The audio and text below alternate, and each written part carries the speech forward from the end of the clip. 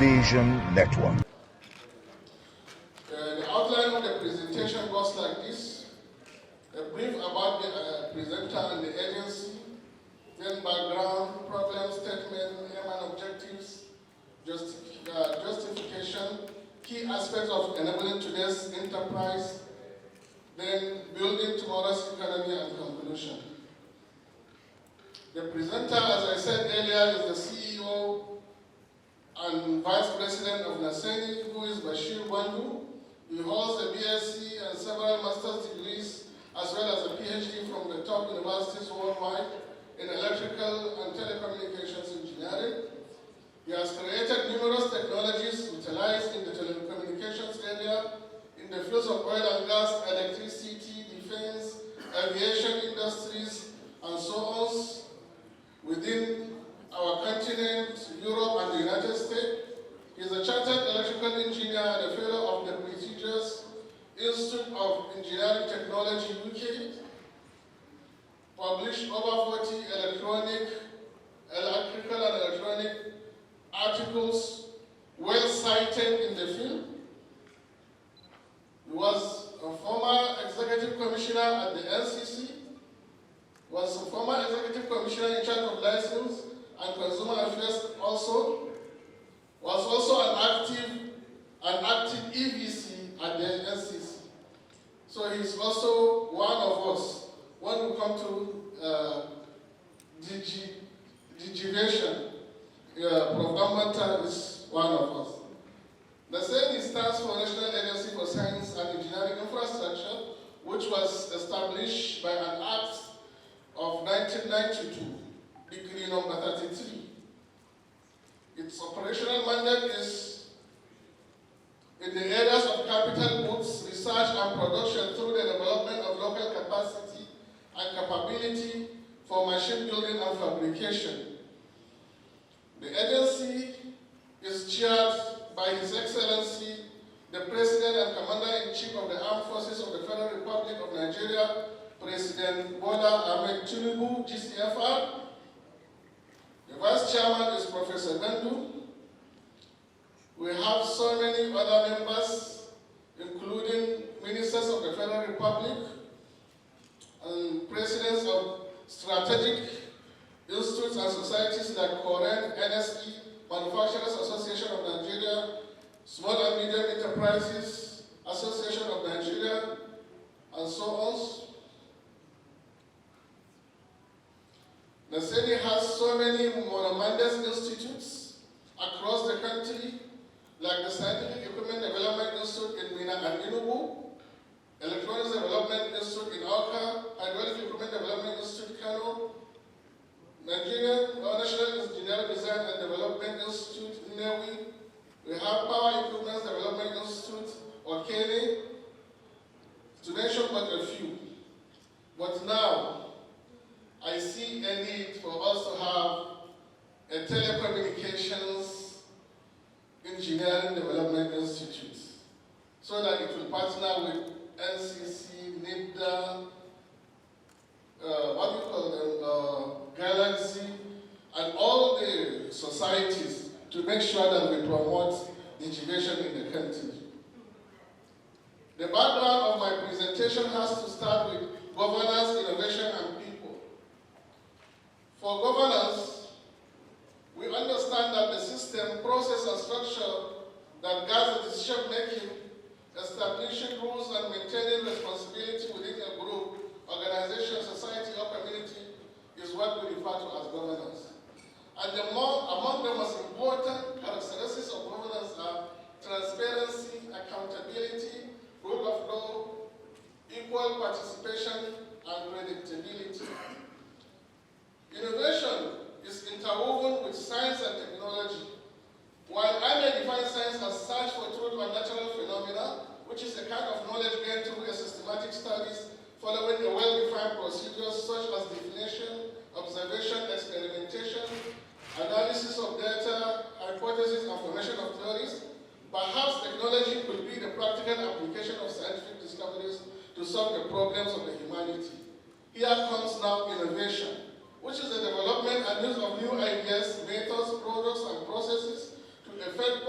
change and improvement in the process of transforming imagination into productive solutions that address problems or capitalize on opportunities. It has issues related to technological innovation, process innovation, social innovation, product innovation, and business model innovation. And now people are the entity within which all these transformations take place.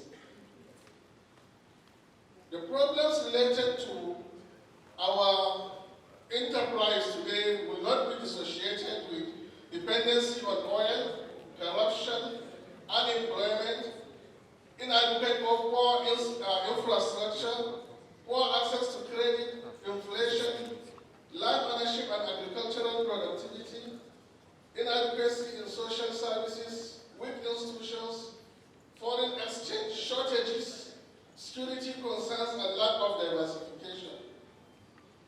The main aim of this presentation is to assess the concept of enabling today's enterprise in view of building tomorrow's economy.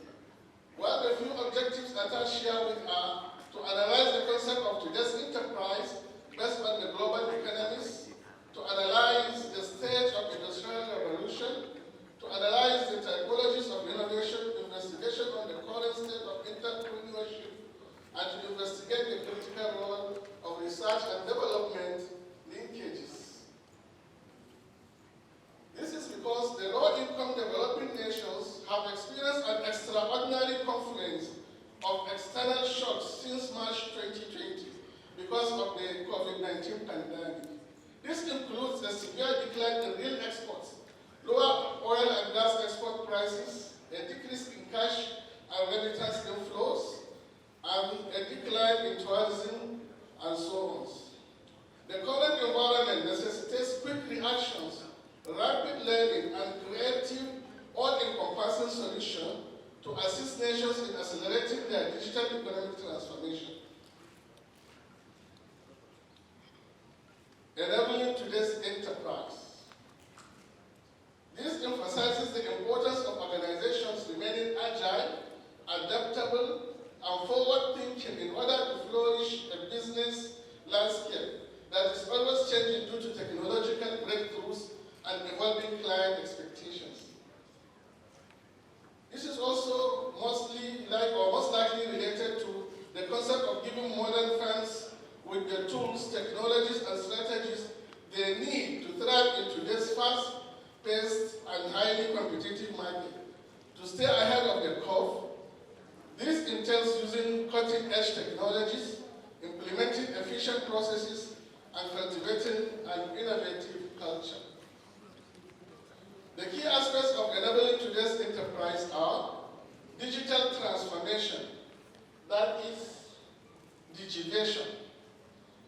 We had 3G, going to 4G, 5G, and we are aiming at 6G.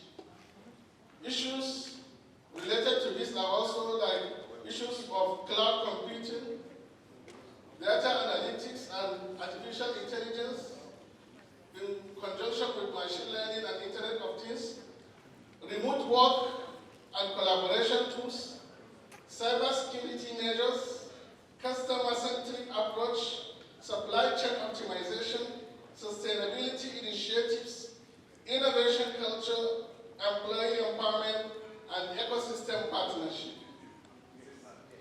Building tomorrow's economy. Building tomorrow's economy is a multifaceted and dynamic challenge that requires a holistic approach to address the needs of societies, industries, and the environment.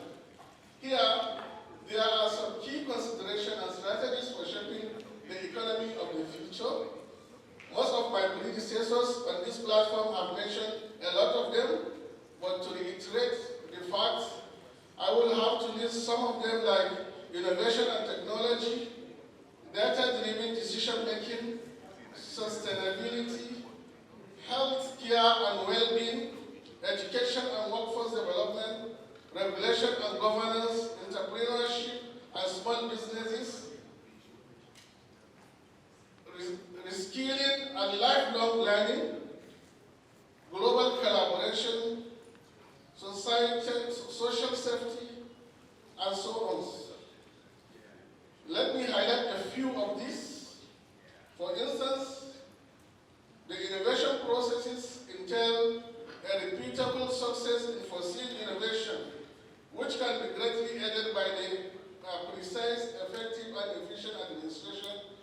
innovation processes. And this is in order to make sure that developmental activities are successful as often as possible. Foresight and scenario creation skills are crucially attached to this. Then managing innovation is very important. We also look at investigation on the current state of entrepreneurship for international development and technological responses. Time may not allow us to go through the whole slides, but we'll just pinch at the important points so that we'll allow other things, other factors have grown by over 50%, from 314 in 2016 to 442 in 2018, according to Bayern 2018. Close to 50% of the tech hubs are hosted in South Africa, Kenya, Nigeria, Egypt, and Morocco, with fastest growing ecosystem in Africa found in Democratic Republic of Congo, Zambia, Ivory Coast, Togo, and Nigeria. Meanwhile, the top 5 cities by number of active technology hubs are Lagos, Cape Town, Nairobi, Cairo, and Accra. With the right economic and business models and conducive environment, these platforms will be crucial to building and nurturing emerging technologies. Now, one of the important things we need to campaign for is industry-academia collaboration.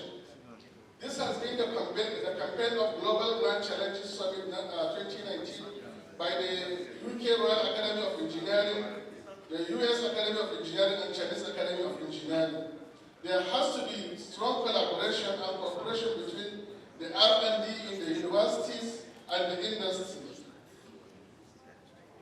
That is what will bring a lasting solution to our future economy. We also have to look at inculcating the top telecommunication industry trends. Of course, the 5G, which has been mentioned and mentioned. Accordingly, we have the Internet of Things, artificial intelligence and machine learning, edge computing, data privacy and cybersecurity, which is very, very important, blockchain technology, virtual and augmented reality, that is VR and AR, telecommunications infrastructure investment, which the NCC is spearheading. We need to acknowledge the effort of the Commission on that, and we pray that government will put more and more resources towards investing in that sector. The issue of cloud and virtualization, eSIM technology, smart city, and the rest. We also look at use of technology trends in airports and airlines, specifically like the issue of virtual queuing, especially during pandemic and other related diseases. Issue of biometric and digital identity. Then the issue of maybe using robots, autonomous vehicles or robots for cleaning and other activities within public places like markets, airports, and so on. Then issue of R&D management for Industry 4.0 and emerging technologies. We understand that R&D provides powerful knowledge and insights. Therefore, the research system are crucial to innovation. R&D, with its active impact on value chain, portfolios, and business models, sets the foundation for cooperation, digitalization towards Industry 4.0. R&D is crucial for acquiring larger shares of market through the marketization of new products. Also look at the critical role of R&D in industrial linkages. The growing utilization of new technologies such as artificial intelligence, this has been mentioned and repeatedly mentioned, robotics, 3D printing, and Internet of Things, blockchain technology, and advanced wireless technologies, among others, lead to fourth industrial revolution. Now, we are looking at the footprint to fifth industrial revolution. And the drivers are no other than the emerging technologies, sustainable energy, and so on and so forth. There is need for any country in the world to have an industrial revolution policy. Most of the countries have developed their own. My question is, have we developed our own? True or yes? I understand that we have digital economy policy and strategy, which is very important, which is just very close to industrial revolution policy. As a country, we need to put all heads together to have our own digital industrial revolution policy. For instance, for United States, the strong focus of the new business models, IT startups, and Industry 4.0 makes the main subject of their industrial revolution policy, which leads to large domestic market driven by private organizations. UK, Germany, and all other great nations have their own policies. Nigeria is following the suits with the digital economy policy and strategies. So let's work together to salvage our country against the future income or economy. We look at, close to the end, adoption of strategies to successfully lead organizational R&D functions into the digital age to build tomorrow's economy. As an organization or a private-driven economy, every company must adopt at least one of the following strategies. One, either to be an enhancer, which are the providers or dealers in data, information, and service based on the Internet of Things, but not necessarily the owner of such data. Or become engagers, that is the producers of network products and IoT services.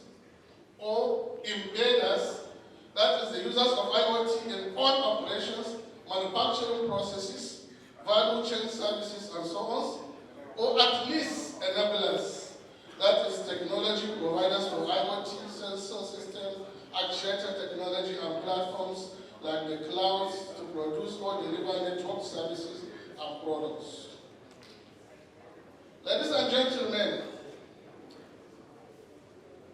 I wish to conclude my conclusion conclusively by emphasizing my emphasis emphatically on just a few points.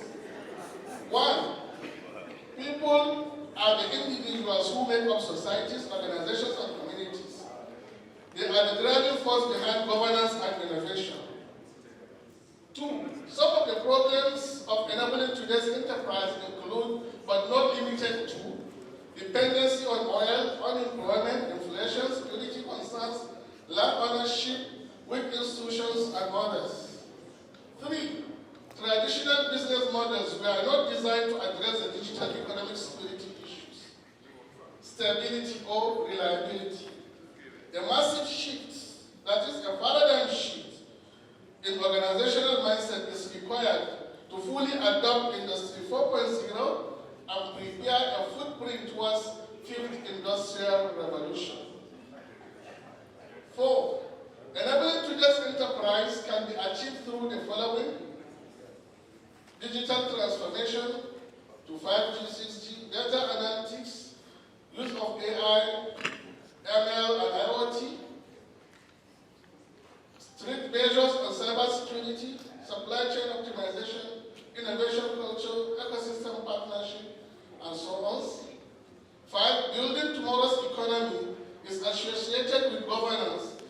For more on well-researched and balanced stories, events, and interviews across business, tech innovation, and lifestyle, please like, share, and subscribe to this channel. www.youtube.com/Digivation.